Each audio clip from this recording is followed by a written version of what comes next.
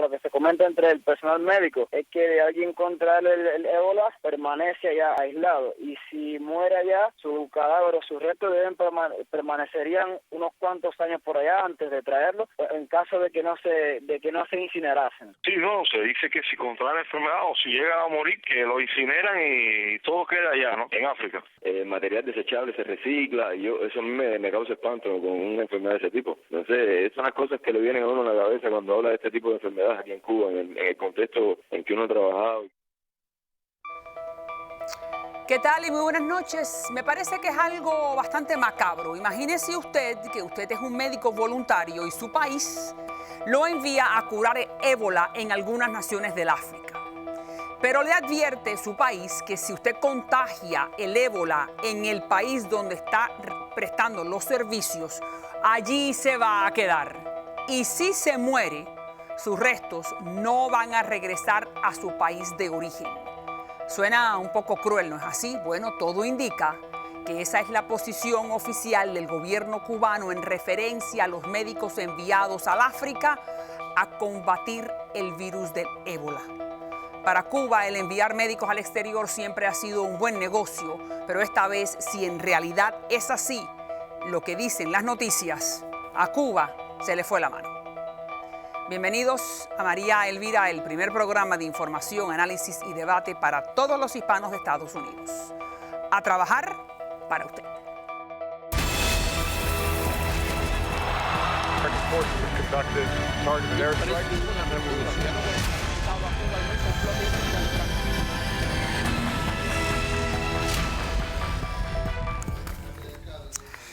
Bueno, buenas noches nuevamente. Ahí están diferentes pietajes o videos o imágenes de este grupo de 60 médicos que forman parte de los 165 trabajadores de la salud de Cuba que se han embarcado a Guinea, a Sierra Leone, a Nigeria para combatir el ébola. Martín Noticias, Diario de Cuba y otros medios de prensa han reportado esto que acabo de decir, que la política del gobierno de Cuba es que cada uno de estos profesionales de la salud han tenido que firmar un documento que renuncian a regresar a Cuba si contraen la enfermedad, que renuncian a regresar y que si mueren, sus restos permanecen en el país donde murieron. Bueno, me parece que está un poco difícil, ¿no? Está un poco cruel. Si en realidad es así, eso hay que discutirlo. Le damos la bienvenida a José Antonio Soto, muchas gracias, médico especialista en medicina interna, estuvo en Etiopía, destacado como médico cubano. Gracias, Soto. Y Jorge Martínez, médico especialista en medicina interna, también estuvo en Angola. Ustedes ambos conocen muy bien el sistema de salud cubano, conocen lo que significa para Cuba el enviar médicos al exterior, que no solamente es bueno desde el punto de vista político, sino también desde el punto de vista del bolsillo. Pero ahora, ¿usted cree que en realidad el gobierno, el Estado cubano, le está haciendo firmar a estos señores que si te da el ébola, allí te quedaste? ¿A esos niveles? Yo creo que, primero que todo, María Elvira, es loable que hayan tenido algo de transparencia con esto, es decir, o que haya salido algo de esto, que le estén por lo menos presentando a los médicos esto, que van a llevar su ciencia y sus habilidades y su experiencia a un país que está en desesperación, y que no creo que sea tanto por el dinero en el bolsillo realmente. Creo que hay mucho de deseo de ayudar, mucho de deseo de poder expresar su ciencia, y sí también implícito está eso en el viaje, es ganar algo de dólares y poderlos llevar de regreso a su familia con las 4 o 5 cosas que podrán llevar. ¿Estos médicos son voluntarios? Estos médicos, sí, este trabajo es esencialmente, si tú miras la cantidad de dinero que les pagan a los médicos. $10,000 en este caso, son $10,000, un montón de plata para un médico cubano. De ellos. Bueno, esa es una de las grandes interrogantes, si es al bolsillo de ellos, si es en una cuenta en Cuba, si se lo dan a las familiares, eso siempre es nebuloso. Dudo extraordinariamente que Fidel Castro permita que los médicos se den $10,000 en el bolsillo para su casa y no deje una simple restaurante ganar $5,000 al año. Es realmente Pero difícil. bueno, vamos a la noticia. ¿Usted considera que el gobierno, el Estado cubano, vaya a forzar a los médicos o a los profesionales de salud a tener que firmar ese papel de que ellos están entregando su derecho a regresar a Cuba?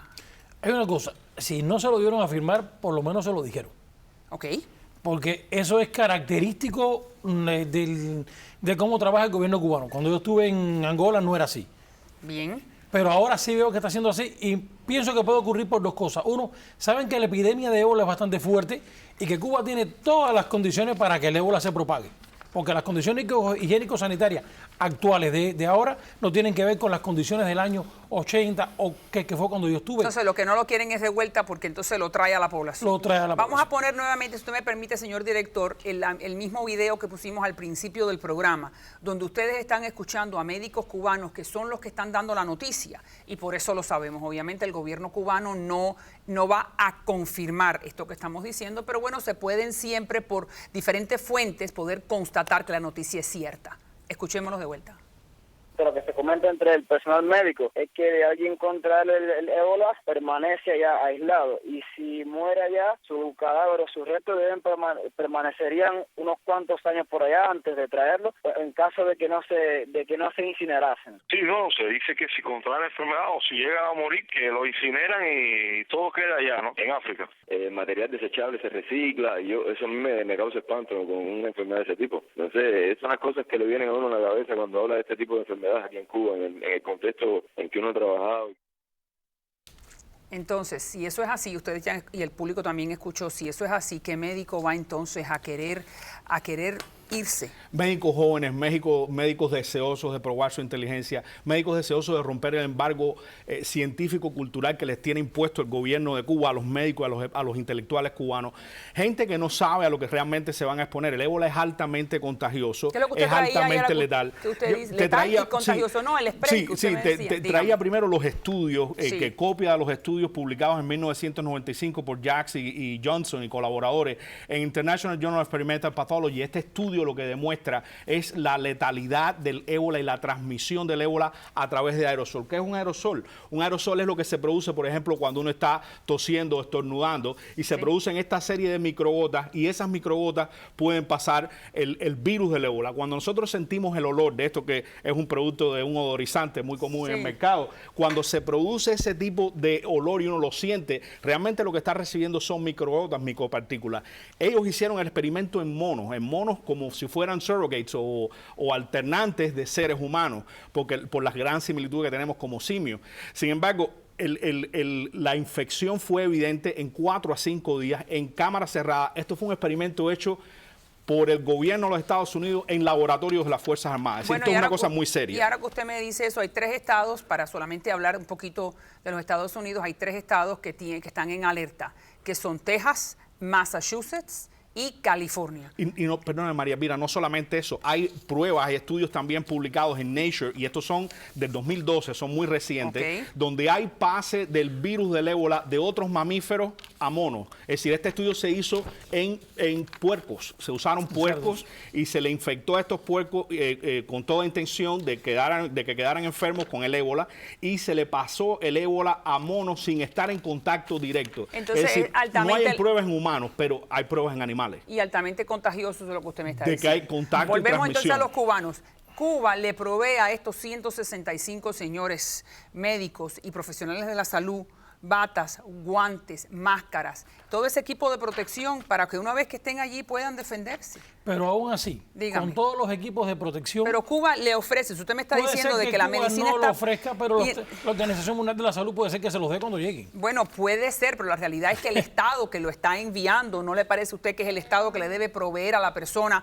Cuando la NASA envía a un astronauta, es el que le da los tanques de oxígeno y las máscaras, ¿no? Y el disfraz. Pero no creo que Cuba tenga esos recursos, te explico. En mi época, me recuerdo, y el doctor también, como los guantes del salón de operaciones teníamos que lavarlo, llenarlo después con talco. Cuando no había talco había que ponerle almidón, lo que se encontrara, y volverlo a reesterilizar para volverlo a reusar. Muchas veces estaba en el salón de operaciones y se rompían los guantes. Y eso no es una exageración, María Pira. Realmente lo estamos viendo incluso en los videos que está dando el gobierno de Cuba. El gobierno de Cuba está dando videos de la lucha contra el dengue. Estamos viendo médicos con máscaras de tela, con ropa de salón de operaciones de tela, que toda esa ropa es, como dice el doctor, esterilizada y vuelta a usar. Realmente el Instituto de Medicina Tropical Pedro Curie es una de las instituciones más serias que hay probablemente en toda Latinoamérica, en todo el mundo, muy probablemente desde su fundación a principios del siglo XX. Y esa institución ha entrenado eficientemente muchos médicos. Yo fui una de las personas que pasé por ahí y ha entrenado sobre el virus del ébola por muchos años. Yo creo que no hay razón de que si una persona se enferma de ébola cuando ha ido a dar su vida, a luchar, etcétera, lo dejen allá en aislamiento y cuando más necesita su patria, necesita sus instituciones y sus hospitales, cuando lo deben recibir. ¿Por qué usted considera, que lo hablábamos fuera de cámara, porque usted considera si en la época de Angola Cuba no tomó esta posición, ¿por qué ahora sí? Porque la infraestructura actual en Cuba es mucho más mala que la que está en África.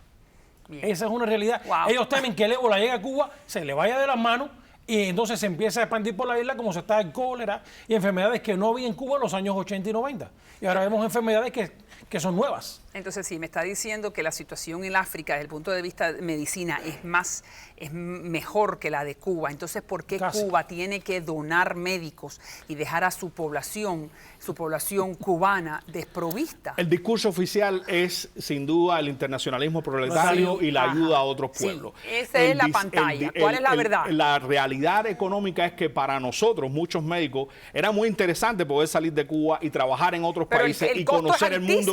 Conocer el mundo, conocer enfermedades que no hay en Cuba, porque es verdad que no hay muchas enfermedades. Y la otra cosa es poder expandirte al resto del mundo a ver si es verdad todo el teorema de la revolución, por lo cual te das cuenta al momento que no es real. Sin embargo, María, lo que me llama la atención de todo esto es ¿por qué no recibir a esos héroes, a esa gente que están exponiendo sus vidas para curar a otras personas en aras de una ideología que quizás ya no compartan? Bueno, ¿cuál es su lectura? La de él es que Cuba no tiene el aparato médico como para recibir a un médico enfermo de ébola o uno de los profesionales de la salud. ¿Cuál es la lectura suya? ¿De quién sale la idea? Yo quiero saber de quién salió la idea primero. Si la idea sale de la nomenclatura del gobierno, yo creo que es que tienen miedo. Los dirigentes del partido tienen miedo que su familia y ellos se puedan contaminar de ébola. Claro. Yo creo que el miedo no importa, yo creo que el miedo parte de ¿y qué me pasaría a mí como jefe de Estado o a mí como su jefe de Estado si se me enferma un individuo? Bueno, pues yo creo que ese es el momento. El gobierno de Cuba tiene todas las capacidades para recibir pacientes de ébola, tratarlos efectivamente y aislarlos. Pero eso que usted me acaba de decir es todavía más cruel, porque lo que usted me está diciendo es que a ellos les importa que el ébola se le meta en la nomenclatura y en el anillo gobernante, pero no les interesa si es que en realidad contagian al resto de la población cubana o al cubano de a pie. Yo quisiera saber quién dio la orden esa. Te voy a decir algo. Adelante. Ellos deben estar sacando este análisis. Si en Estados Unidos, con todos los recursos, hay enfermeras que se están enfermando. Sí, y hay una enfermera del hospital donde estaba el señor Duncan, que es el primer caso en Texas. La señora ya está en aislamiento porque murió Duncan, pero ella se enfermó. Y quizás te voy a decir, debe haber de 10 a 12 casos más. Eso van a salir en esta semana. Debe haber un poquito más de casos. Ellos deben estar analizando si en Estados Unidos, con todo el aparato, el andamiaje que han puesto, se están enfermando. ¿Qué no nos pasaría a nosotros aquí en Cuba? Les agradezco a ambos. 60 doctores, parte de los 165 trabajadores de salud que Cuba ha enviado al África a ayudar a los hermanos africanos con el ébola. Gracias nuevamente. Vamos a confirmar si en realidad le han hecho firmar este papel. Gracias a ambos médicos. El gusto es nuestro. Ya regreso. Tiempo de cambiar el embargo de Cuba. Así se titula un artículo de la junta editorial del famoso diario The New York Times. El escrito ha sido publicado en inglés y en español.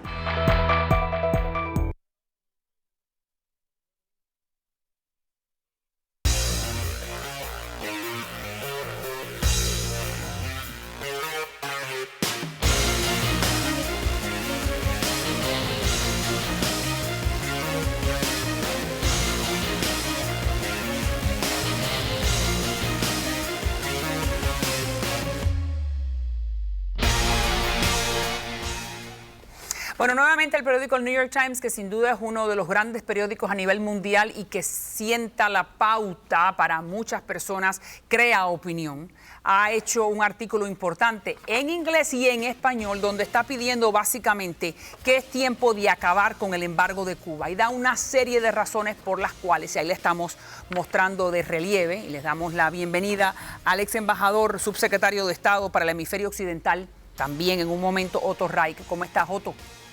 Muy bien, gracias, María Elvira. Muchas gracias por la invitación. El gusto es nuestro desde Washington y está con nosotros en el estudio el doctor José Acel, que es profesor y además investigador del Instituto Cubano y Cubano-Americano de la Universidad de Miami. Sin duda un hombre que ha escrito una serie de libros sobre el tema de Cuba. Muy empapado. Gracias, doctor, por estar con nosotros. Empezamos contigo, Otto. básicamente el New York Times está diciendo que hay que levantar el embargo unilateralmente y que esa posición por parte del gobierno de Obama va a ser bueno para el presidente porque lo va a ayudar a levantar su popularidad entre el público norteamericano. Mi pregunta a ti es, ¿al público norteamericano le importa tanto Cuba como para si hace eso, levanta los números de popularidad del señor Obama?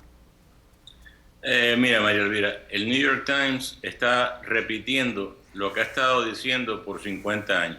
Sí. Mauricio Claver Carone, este fin de semana en su Capitol Hill Cubans, un blog excelente que él tiene, enumeró todos los errores de este editorial. Yo invité a Mauricio para que viniera con nosotros y me dijo que en este momento no estaba disponible, pero estoy pidiéndole que venga, como lo estás mencionando tú, para que me diga la otra parte. Así que ahora explícame tú, ya que Mauricio no pudo estar aquí.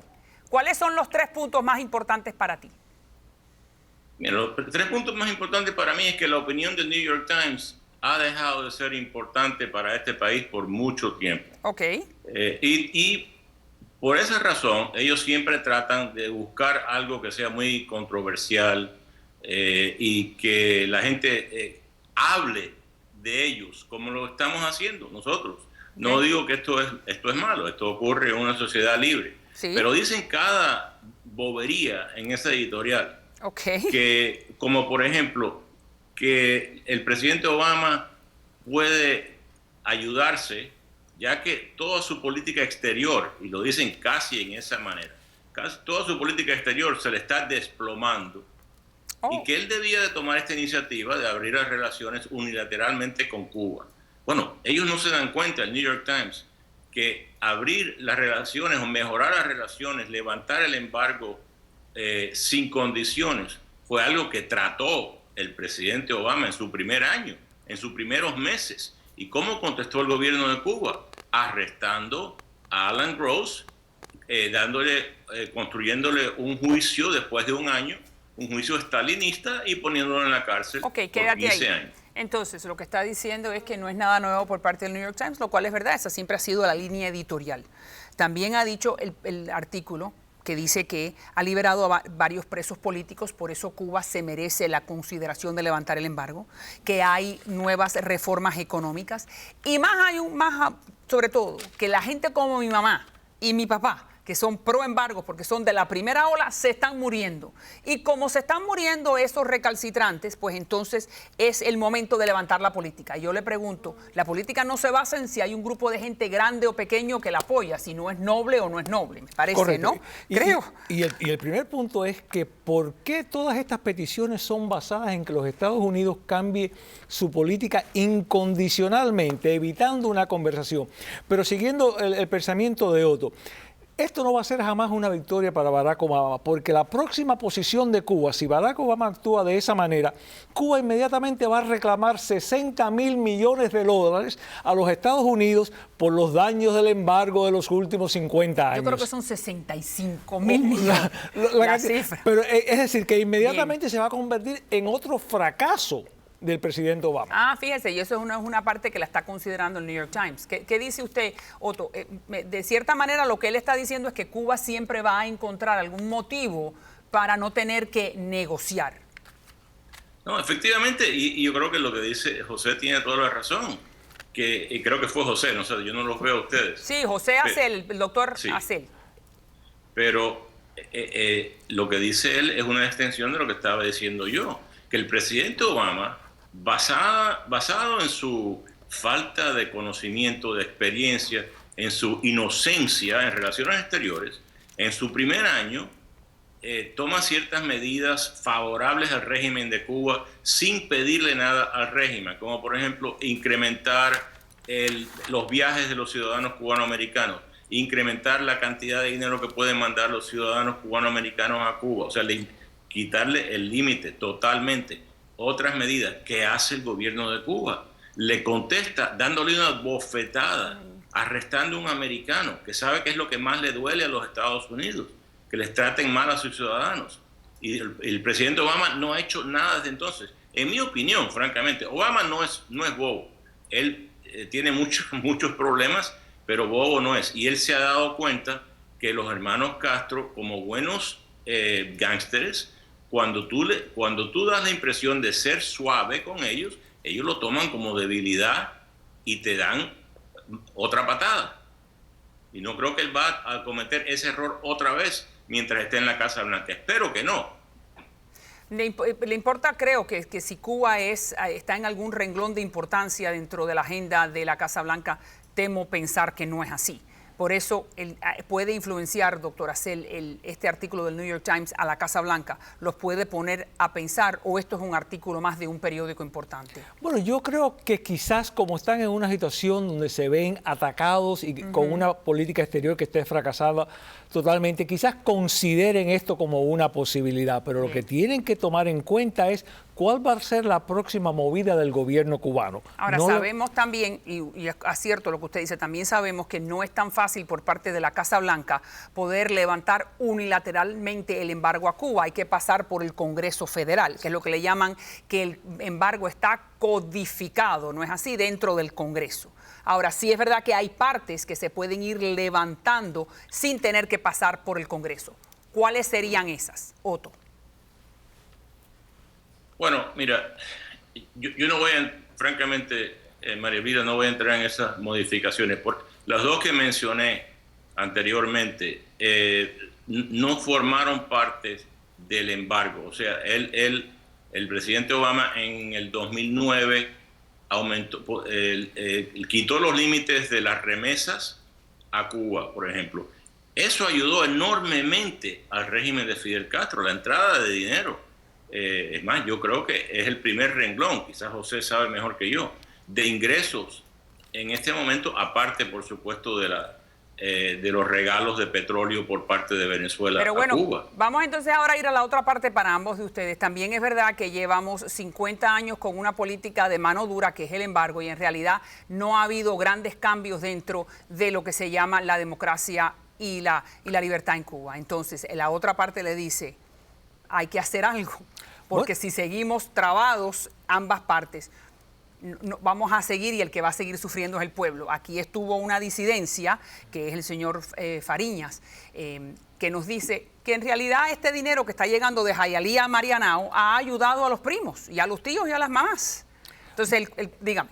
Bueno, hay que hacer algo, precisamente, ¿por qué no negociar esa política norteamericana con algo? Por ejemplo, ¿por qué el gobierno norteamericano, y quizás esto sería lo correcto, pedirle a Cuba que permita a todos los cubanos acceso al Internet sin restricciones ninguna y sin censura ninguna? Eso sería un quid pro quo que podemos hacer. O que permita, no sé, le sugiero que permita que todas las mucamas que trabajan y todas las personas que trabajan en los hoteles puedan recibir directamente el sueldo que los señores que administran los hoteles pagan por ellos, ¿no es así? Correcto, en vez del 3%, del 4%, que es lo que reciben en este momento. Efectivamente, que eso es esclavitud. Sin duda. Yo trabajo, pero no gano. Correcto. Déjeme solamente mostrarle entonces ahora lo que está ocurriendo en Bolivia, señor embajador, donde el presidente Evo Morales gana abrumadoramente en Bolivia y le da las gracias a Chávez y a Fidel. Escuchen. El primer año y el segundo año de nuestra gestión, 2006-2007, si no hubiera sido el pueblo cubano a la cabeza de Fidel, el pueblo venezolano a la cabeza de Hugo Chávez, hubiéramos tenido muchas dificultades en la administración.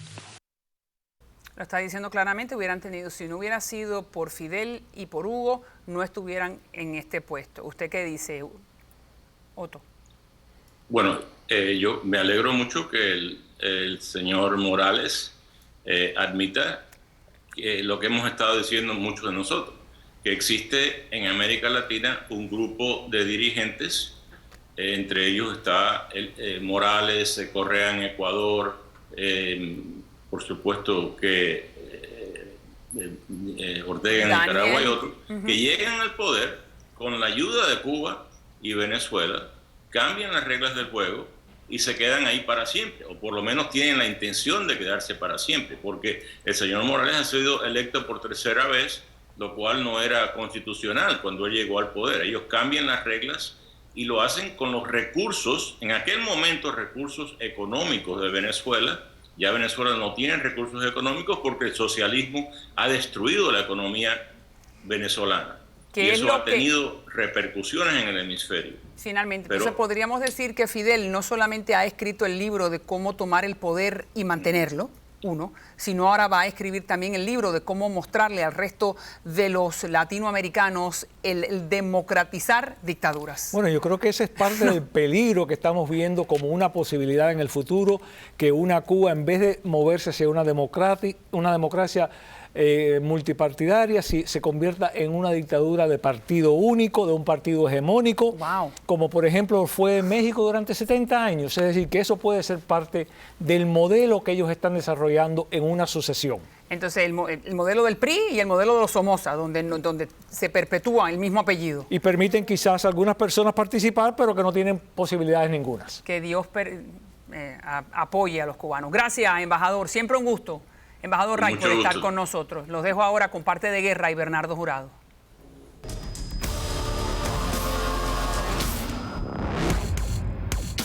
En la cuarta edición de la revista Dabiq, que es publicada para reclutar combatientes, el califa de ISIS, Abu Bakr al-Baghdadi, amenaza al mundo occidental diciendo que los ataques contra sus objetivos y sus combatientes liderados por los Estados Unidos son una cruzada fallida y que su bandera será izada pronto en el Vaticano. Estos asesinos, psicópatas, extremistas, terroristas han tomado una fuerza impensable y ya el mundo occidental siente su amenaza.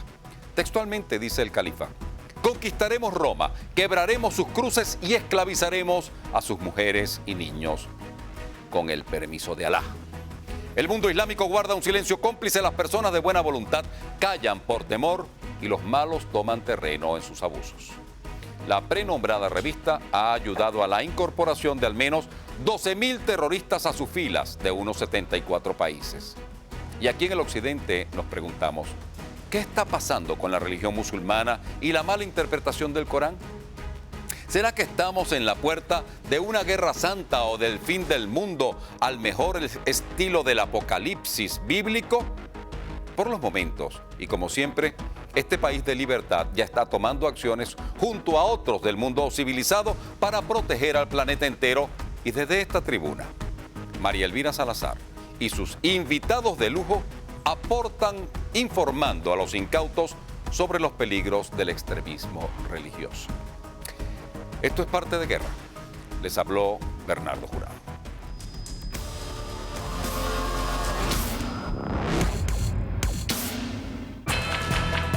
Fotos del diputado asesinado Robert Serra, desnudo y apuñalado, han salido a la luz pública y han sido todo un escándalo en Venezuela.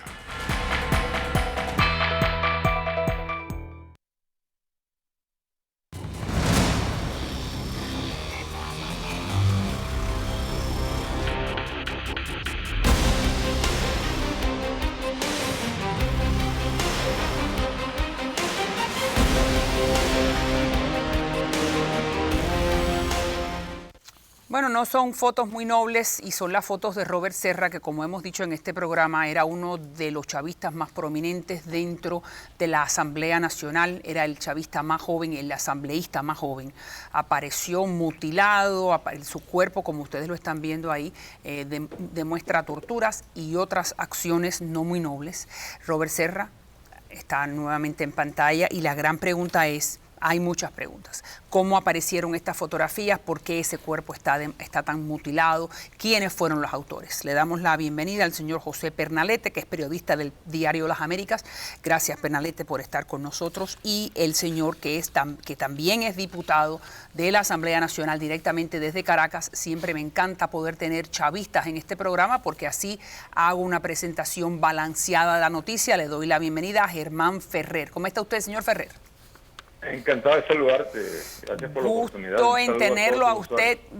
Como usted sabe que la tiranía del tiempo en la televisión, brevemente le pregunto, ¿cómo es que estas fotos que están en la morgue nacional pudieron salir a la luz a través de una cuenta de Twitter, que no importa quién es el usuario, porque sabemos que no es el nombre real, pero pudieron entrar, le tomaron la fotografía y la pusieron en el internet? ¿Cómo pasó eso? Miren, la verdad que los cuerpos de seguridad seguramente pues establecerán quién es el responsable de esta cuestión. Lo que te puedo decir es que no contribuye en absoluto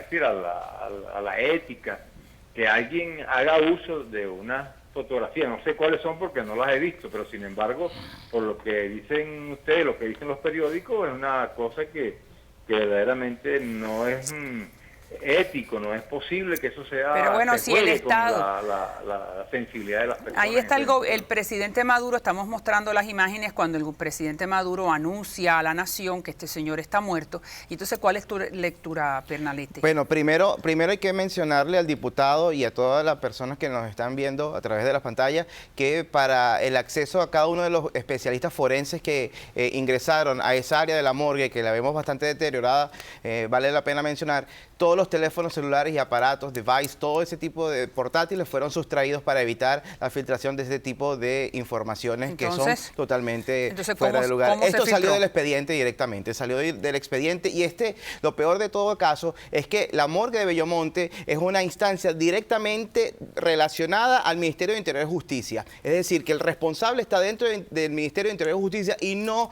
dentro del CICPC, que es la Policía Investigativa. ¿Cuál es para aquel que no es venezolano y podemos entender lo que pasa en Venezuela, cuál es entonces el motivo por la cual alguien dentro de esa instancia quiere mostrarle al mundo la condición en que quedó el cadáver? Primero que nada, lo más seguro es que la intención de mostrar todas estas fotografías es aclarar la alevosía y la maldad con la que se ha practicado y se ha ejecutado a este diputado chavista, quien vimos y que a partir de las descripciones de los periodistas que están investigando muy profundamente fue bastante torturado, severamente torturado. De hecho, hay detalles que no se le han contado a la opinión pública y que esperemos que la averiguación sea tan transparente y no sea tapada como lo está haciendo el ministro Miguel Rodríguez Torres y tratando de vincular al paramilitarismo y a los intereses de la derecha. Esto no tiene nada que ver con eso. Diputado Ferrer, fíjese, cuando yo escucho la noticia, lo primero que pienso es en gente como usted, gente que está cerca del gobierno, que se siente protegido. Ustedes son diputados. ¿Cómo es posible que un diputado a la Asamblea Nacional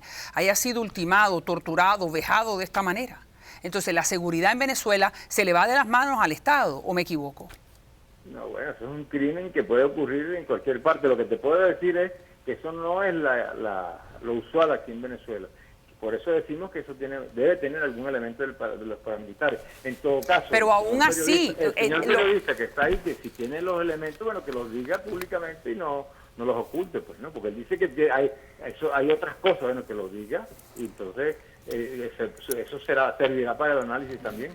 Señor Germán, yo le agradezco la oportunidad que me ofrece al proporcionarle más información. Además que vale la pena mencionar que la ministra de Interior, la ministra de Información ya cuestionó estas fotografías y parecería que usted entonces no se da cuenta del acontecer nacional que sucede en el país, que usted ejerce en representación de esa gente que lo llevó al puesto que usted actualmente ocupa. Vale la pena mencionar que ahorita está ya revelándose la información de que dentro de la casa donde fue ultimado Robert Serra, se consiguió una caja fuerte y en su interior había una cuantiosa cantidad de dólares que fue sustraída por parte de la persona que se encargó de organizar este homicidio. Esto va a salir a la luz pública en cuestión de horas, señor Ferrer, para que esté bien atento a la información que se va a publicar. ¿Qué pasa con la mano? Estábamos mostrando que la mano de Robert Serra estaba particularmente magullada.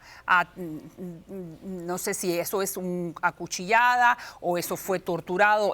Los dos brazos de Robert Serra fueron quebrados, fueron fracturados. Okay. Además de eso, tiene heridas punzopenetrantes en gran parte de su cuerpo, incluyendo en los ojos. Se trata de un crimen bastante... con alevosía, con maldad, alevosía, maléfico.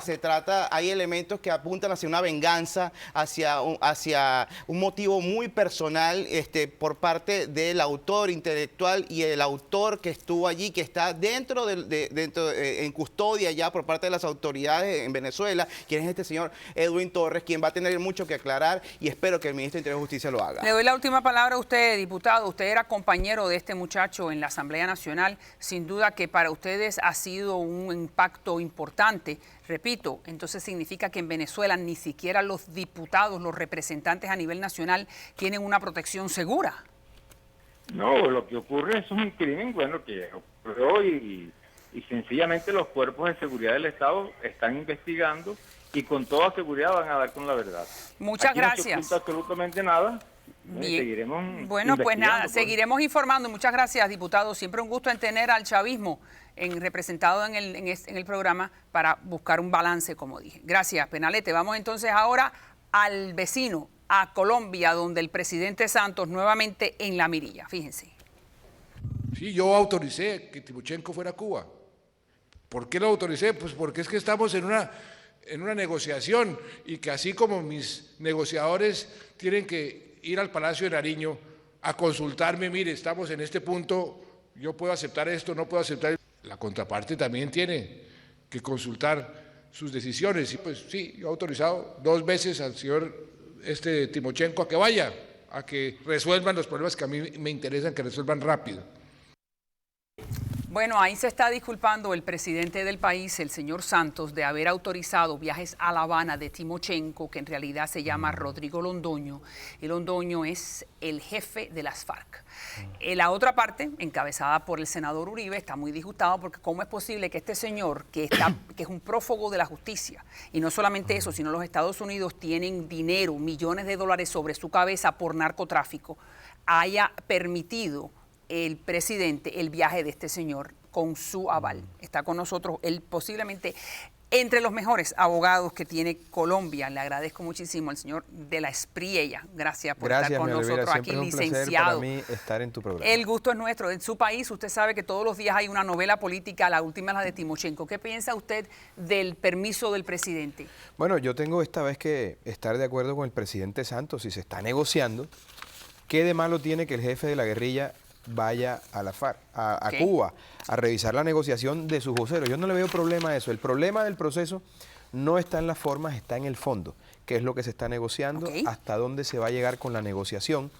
¿Y qué está dispuesto el pueblo colombiano a avalar a través de un referéndum de lo que allí se acuerde? Ese es el punto de la discusión. Pero es que todavía no se sabe porque supuestamente son 5 puntos, no es así, ya se han negociado 4, los más importantes, falta el último, ahí están las víctimas. No, el presidente ha dicho que nada está acordado hasta que todo esté acordado. Muy bien. Entonces habrá que esperar al final porque eso debe ser refrendado por el pueblo colombiano. Entonces me parece a mí que hay que estar encima de lo que se va a aprobar al final, no de las cuestiones de forma, como es el viaje del jefe de la FARC a Cuba para hablar con sus voceros. Me parece que eso es algo lógico en medio de la dinámica del proceso. Dice Santos, que es muy parecido a lo que usted me está diciendo, que para que no se demoren de 4 meses en consultar cada decisión, es mejor llevar el jefe de los señores para que allí mismo digan sí o no y que este proceso sea Estoy de acuerdo, además la tenían fácil porque Timochenko hace rato no está en el monte, hace rato no hace un disparo, está en Venezuela hace años. Ajá. Entonces viaja de una dictadura a otra, de Venezuela a Cuba y de Cuba a Venezuela, ahí no hay controles migratorios,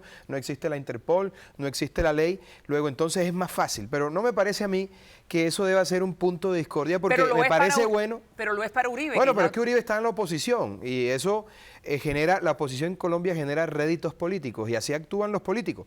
Y Uribe además tiene todo el derecho en medio de una democracia y de un sistema democrático imperfecto como el colombiano, pero es una democracia al fin y al cabo, tiene el derecho a plantear ese tema y a no estar de acuerdo con que vaya el jefe de la FARC a Cuba.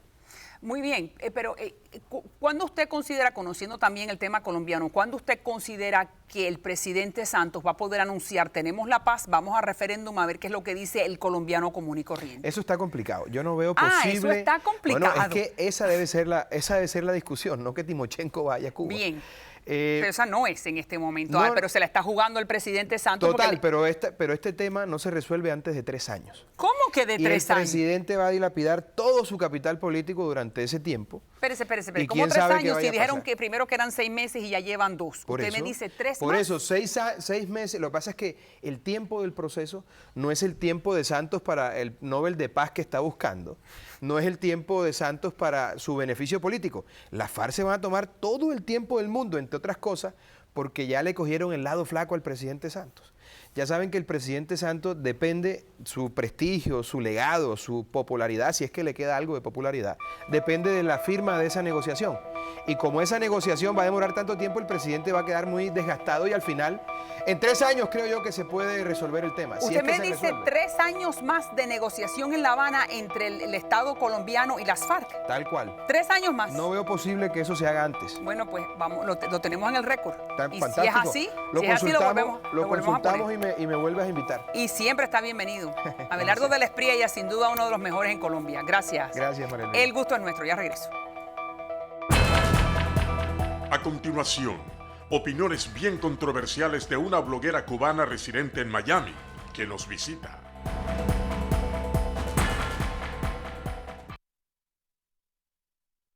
No permitamos que nos empujen a eso que llaman primavera árabe.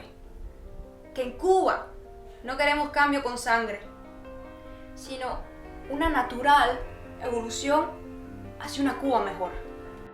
Entre todos podemos construir un modelo superior de convivencia en Cuba, sin derrotar a nadie. No es importante si tenemos un partido o 1000.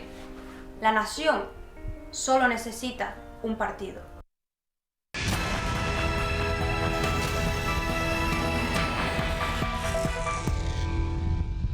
Bueno, siempre es bueno traer nuevas opiniones y sobre todo gente joven sobre lo que va a ocurrir en Cuba o lo que debe ocurrir o cuál va a ser el futuro o cómo ellos ven el presente. Y una de ellas es esta señorita que tengo en mi estudio que se llama Yadira Escobar. Eso que ustedes acaban de ver es un video que ella filma y pone en su blog o en su canal de YouTube, que es yadirescobar.com. Y me llama mucho la atención porque en particular en esta aseveración que tú haces en cámara, la nación solo necesita un partido. Dime por qué solo un partido y no unos cuantos. Bueno, partidos políticos. Bueno, yo no me refería exactamente a que hubiera 1 o 1000. El mensaje inicial era diciendo que más allá de la lucha entre partidos, que obviamente es necesaria, es importante que cualquier partido que exista en Cuba que siempre tenga en cuenta el bienestar de los cubanos y la soberanía de Cuba. Ok, pero vuelvo a lo que me estás diciendo. ¿Solo necesita un partido, sí o no?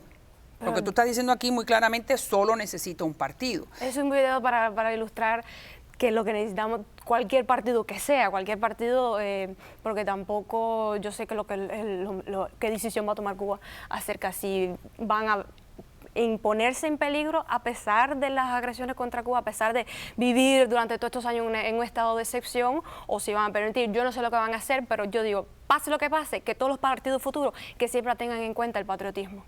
No, sin duda que vamos a tener en cuenta el patriotismo, pero es importante aclarar si hace falta tener un partido único o si hace falta tener los diferentes pensamientos ideológicos repartidos en diferentes partidos. Eso es clave. Sí, pero, ¿cuál piensas tú? Yo diría lo mismo que acabo de responder.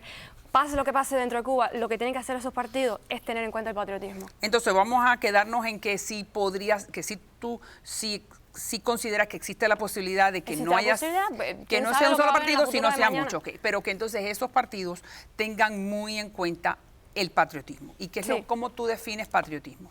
Bueno, el patriotismo es ante todo no pensar tanto en tu partido, porque aquí en Estados Unidos vemos que todo se reduce a las campañas. Ahora mira la campaña entre Rick Scott y Charlie Crist, que ya son campañas multimillonarias. A veces tú dices, bueno, ¿será que se te va a olvidar que no es para que tú ganes, es para que tú representes al pueblo? Y lo bueno es que en el futuro de Cuba, para que podamos ser una nación cada vez mejor, es que esos partidos se enfoquen más bien en la gente y no tanto presentar su plan. Pero es que cuando tú me dices enfocarme en la gente, me estás hablando de patriotismo. Y me parece que sería bueno que tú definas qué es lo que tú quieres decir con patriotismo. Bueno, el patriotismo ante todo es recordar que tenemos una natural frontera que nunca cambia. No son países como por ejemplo Europa, aquí las fronteras han cambiado, que eso es horrible. Pero en Cuba tenemos una frontera naturalmente diseñada por la geografía y eso hay que protegerlo. Hay que tener en cuenta que Cuba es una nación muy débil, es pobre y está amenazada por todo tipo de cosas. Pero espérate, quédate ahí. Cuba está amenazada ¿por qué? Amenazada ante todo, bueno, hasta ahora lo que primero que me viene a la mente es, porque bueno, hay pobreza, pero lo primero que me viene a la mente son las sanciones económicas. Las sanciones, entonces Cuba está amenazada por los Estados Unidos porque tiene un embargo. Exactamente, de hecho por eso es que Cuba vive en un eterno estado de excepción. Cuba se siente amenazada y entonces hasta que no terminen las sanciones económicas contra Cuba, es que no vamos a poder ver en una Cuba donde empiece a florecer. Ok, y eso sin duda que es la posición de muchos en el exilio, que ese embargo está asfixiando a Cuba. Pero entonces yo te pregunto... Ya, que el embargo no afecta a los dirigentes, afecta a la población, afecta a mis abuelas que por ejemplo no pueden tener una tarjeta de crédito, yo no le puedo dar una remesa con más facilidad. ¿Qué tiene que ver la malanga con el embargo? ¿Por qué? Sí, la malanga, bueno, vamos a ver, ¿por qué? ¿Qué tiene que ver el embargo cuando no hay una buena plantación de malanga? ¿Qué tiene que ver el embargo cuando a una muchacha que es camarera en un hotel en La Habana no le pagan el sueldo completo porque el Estado se queda con el 95%? ¿Qué tiene que ver el embargo? Tiene que ver mucho que ver porque en este siglo XXI vivimos entre una globalización y entonces pensar que Cuba puede bypass eso, que puede dar la vuelta y evitar a los Estados Unidos, es imposible. Pero es que la economía de Estados Unidos afecta a todo. Si yo no puedo hacer negocio con Estados Unidos, estoy afectada, porque el embargo no es solamente, hey, no negocio conmigo, es hasta sancionan aquí, hasta cualquier compañía que hasta haga algo con Cuba. Entonces tiene tantas repercusiones. Recientemente en América Latina han comprado bancos... No, pero espérate. Vamos a hacer ordenadamente para yo poder entender cuál es tu posición. ¿Qué tiene que ver nuevamente el embargo con el hecho de que a la muchacha que sirve, es camarera en un hotel, no le paguen su sueldo en su totalidad? ¿Qué tiene que ver eso? Esa es la relación entre el Estado y el alemán o el italiano que está administrando ese hotel. ¿Qué tienen que ver los Estados Unidos en esa transacción? Hasta que no se levanten las sanciones, no vamos a poder ver a Cuba como un país normal. Tú no puedes esperar que una persona sintiéndose que está con la espada, entre la espada y la pared, pueda funcionar normal. Entonces yo quiero que se levanten las sanciones y así vamos a poder ver dentro de Cuba cómo empiezan a florecer naturalmente, sin ninguna ingerencia. Pero te pregunto, no me contestaste político. No me contestaste lo que te acabo de preguntar, pero bueno, vamos a ir al punto tuyo. Al principio del show, el señor Acel, que sabemos cuál es su posición política, nos está diciendo que en realidad Cuba no tiene que hacer ningún tipo de transacción con otros estados, sino con sus propios ciudadanos. Y que si se levanta mañana el embargo norteamericano, Cuba va siempre a buscar algún otro pretexto o alguna otra excusa. Eso es lo que consideran ellos, no sabemos si es así, para entonces no acercarse a los Estados Unidos porque políticamente no le conviene. Entonces, ¿qué te hace pensar? La pregunta es muy larga. ¿Qué te hace pensar que una vez que los Estados Unidos levantaron el embargo, Cuba florece? Esa es la pregunta. Bueno, porque las sanciones económicas fueron hechas no para hacerle daño al Consejo de Estado, fueron hechas deliberadamente, basta solamente unos minuticos en internet, para desilusionar a la población. O sea, estamos hablando de que no es mi idea. Los americanos diseñaron eso porque ellos pensaron que si tú afectas el bolsillo de las personas, si tú empobreces a una población, esa población va a sentirse enojada contra su gobierno. Entonces, ¿cuántas veces tú has ido a Cuba? Yo he ido a Cuba como 3 o 4 veces. ¿Y con cuántos dirigentes políticos has hablado? Bueno, con ninguno. Yo voy a ver a mi familia. ¿Qué tiene que ver eso? Gracias por venir al programa. Ya regreso.